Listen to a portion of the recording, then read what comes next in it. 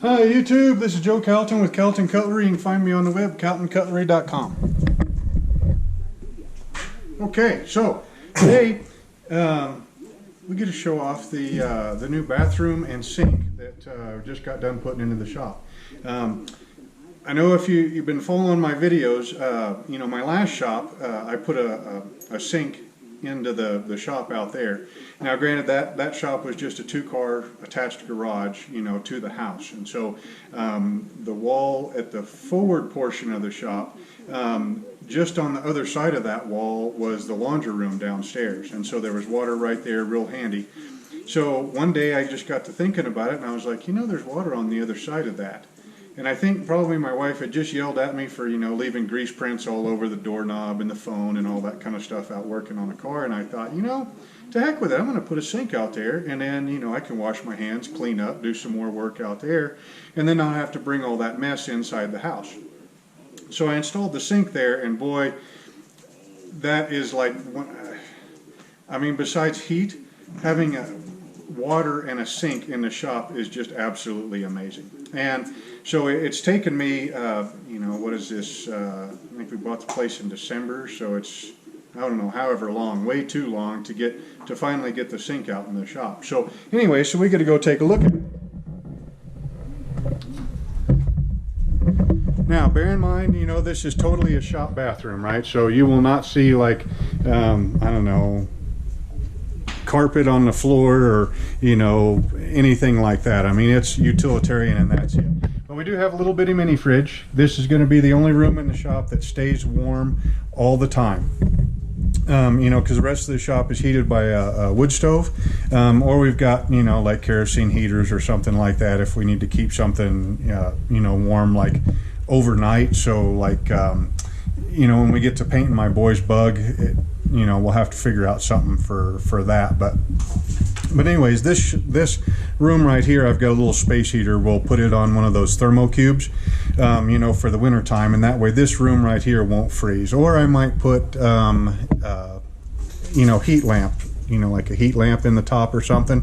Haven't figured it out yet. But anyway, so we got a little refrigerator, and we got our sink, and we got our toilet, and we got our shelves here for sharpening stones and etching supplies and you know, glues and super glue and all that kind of stuff that shouldn't freeze.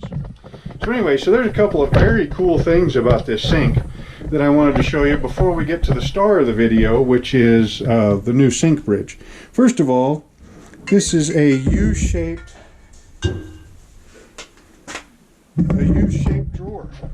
You know, the top drawer on most of these sinks, you know, it's usually just a plate, you know, I mean, it doesn't actually open, but they cut out a little U-shaped thing to go around the P-trap, so it's an actual working drawer. The other cool thing about this is mostly about the faucet, and we got to turn the lights off to see it. Check that out. A water-activated LED light. So I guess we can wash our hands in the dark. I'm not really sure how much I'll use that, but I think it's kind of cool. It's kind of like the my old propane barbecue grill rusted out finally, so I went and got a new one at Menards, and it's got that same sort of a ring on all of the gas control knobs, so you can grill after dark and see, you know, I mean, besides how high your flame is, you can actually see the knob to turn it. So that's kind of cool. This also comes off all the way so that I can put my hose adapter onto it, you know, to be able to run a short section of garden hose, like, you know, out away from the sink to be able to fill up like 5-gallon buckets and things like that. So that's pretty cool. So the star of this video today is the sink bridge. Now, I know there's commercial versions of these, but honestly, I'm too cheap to buy one. I made one of these for the kitchen sink, and it works extremely well. In fact, I did shoot the video on how to make this whole thing, but of course, I'm kind of having an off day as far as, you know, keeping the lines straight and everything. So it was it was like a 20-minute video on making a block of wood with a couple of cuts on it, right? So So I'm just going to tell you right quick how I made it. All this is a chunk of 2x4. It's not treated or nothing. When you're selecting your 2x4 for this, okay, make sure that that's a straight chunk, right? Take your longest sharpening stone. This is a very old Norton Giant combination Jum 3, so it's a jumbo stone. I think it's 12 inches overall length. Okay, and put it on one side of the 2x4 and see if it rocks. Now this one rocks just a hair. I mean, there's probably about, I don't know, maybe 5 to 10 thousandths worth of gap up here, and that's about it, right? But you do on this side, and boy, it rocks all over the place. I mean, see that big old gap right there? So if you look at your 2x4 from the end, you can see that it's, you know, dished like this or dished like this, all right? So the side that's got the hump in it, you know, put that side down. Okay, now I wanted this block to do the full length here, okay, because you know, sometimes I sharpen big knives and I want, you know, as much space to be able to move that stone around as I can. Okay, but I don't want it sticking out past here, so I cut it, you know, take your measurement from the base of your faucet to the edge of your sink and then cut the whole 2x4 like that.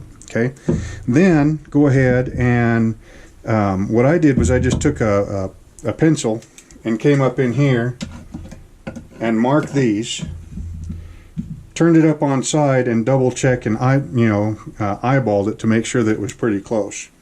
Okay, then you're going to want to make your cuts to where they're kind of angled a little bit. All right, so that as you push that block in there, there's a wedging action going on. Okay, so that you know, so it's narrow like this, and as it goes down, it gets wider. Okay, now the one of these that I made for the kitchen sink, we've got granite countertops in there. Okay, and they don't. Honestly, I'm not too sure. This is the first time I've ever had granite countertops, and they're kind of cool, but boy, don't set a water glass down hard on those things. I mean, it'll you know, pop the thing real fast. Also, on a kitchen sink with a granite countertops, there's a seam right here and a seam right there. At least with mine there is. So you really want to make sure that you get this taper in here fairly close, because, you know, I mean, I haven't tried it and I don't think I'm going to, but you know, if you were to put it here and wedge down really hard, I kind of wonder if you wouldn't bust out portion of that granite, you know, because granite is very hard, but it's also very brittle. So so there's that to keep in mind. This sink right here is some sort of a plastic.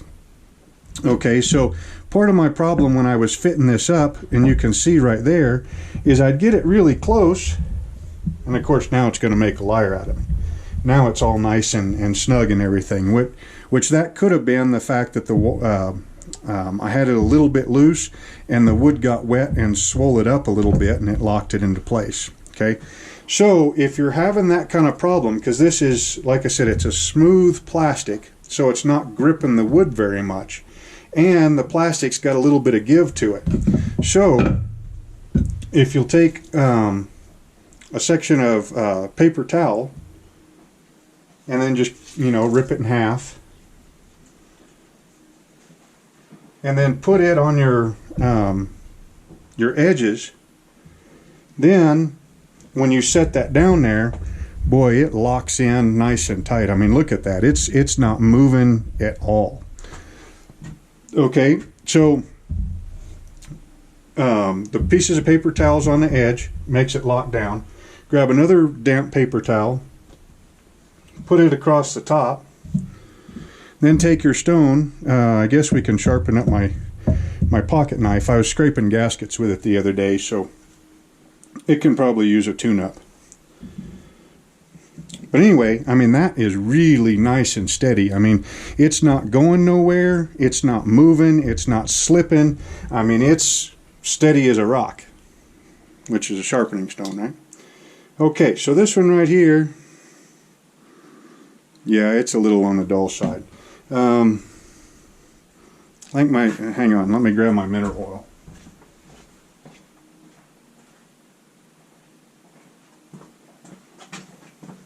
I suppose I got the Dawn there and I got water here, so I could have used Dawn and water, but I just like mineral oil better on these Nortons.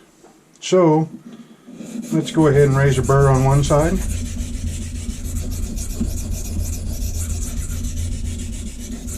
And like I said, I think I was scraping gaskets on this, so it's probably going to be almost pretty dinged up.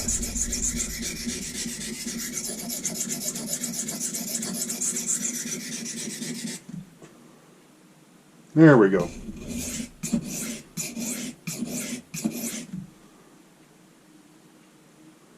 A little bit more up here.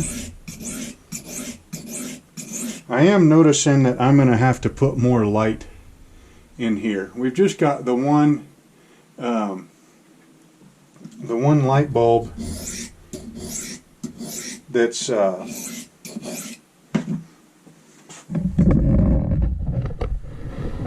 the one light bulb that's in with the it's a light and exhaust fan combo, and that's kind of good for a general light, but that is not going to cut it for sharpening. So I'll probably end up putting like a vanity up here, you know, the mirror thing with the lights on top, maybe the one that's got the lights that come down a little bit, you know, that way the light gets directed straight down. And then maybe I'll put I don't know, like some aspirin and Band-Aids and an eye flush or something, you know, in the cabinet. Okay, so we got the burr. Now we're just kind of lightening up the burr and refining it and getting it ready to shear off. Now we'll go ahead, this time I think we'll go ahead and clean our stone off, because you know, now we've got bits and pieces of burr and you know, stone particles and trash and all that kind of nastiness on top of the stone. And to shear that burr off, we want a nice clean surface so that you know, so that we're cleanly shearing that burr off instead of you know, impacting the edge with trash. Okay.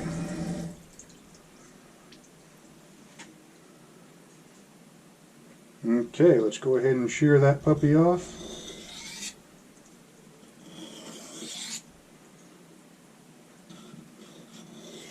Remember, when you shear the burr off, you do about double your sharpening angle.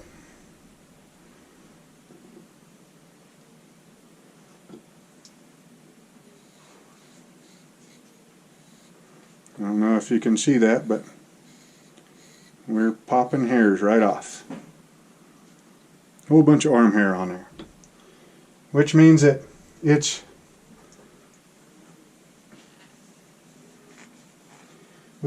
ready to go back in my pocket and ready to scrape gaskets another day. I will say, this is that new Victorinox, I think they called it the Hiker. I usually carry the Tinker, but I decided I needed a new one, and I decided I'd go with the Hiker instead because of the saw. And I will say that this back portion, this spine, on this saw is really just about as handy as the saw is, because I ended up scraping some gaskets with it also. Now the only problem with that is that, you know, you're scraping with the spine of something, but you know, the way that spine sits down in between the big blade and the screwdrivers, you can keep a pretty dang sharp edge on that spine, and you know, to where it's handy for projects, but yet you know, it doesn't you know, cut your pocket or cut your hand when you're, you know, pick up the knife or anything. So in fact, while we're here, I think we'll probably go ahead and square that up a little bit more.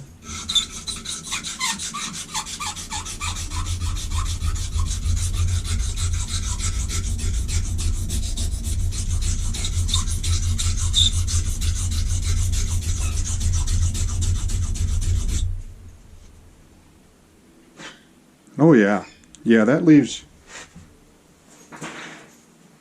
a really nice sharp squared edge there for scraping stuff. So I'm really liking that part of the pocket knife. Okay, so now that we've got our knife sharpened up, you know, we'll just go ahead and wash our stone off.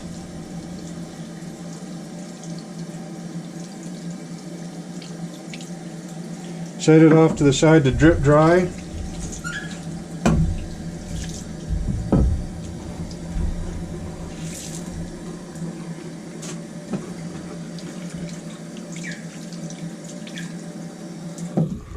Set our sink bridge off to drip dry, and then you know, when they're dry, we'll go ahead and rack them back up.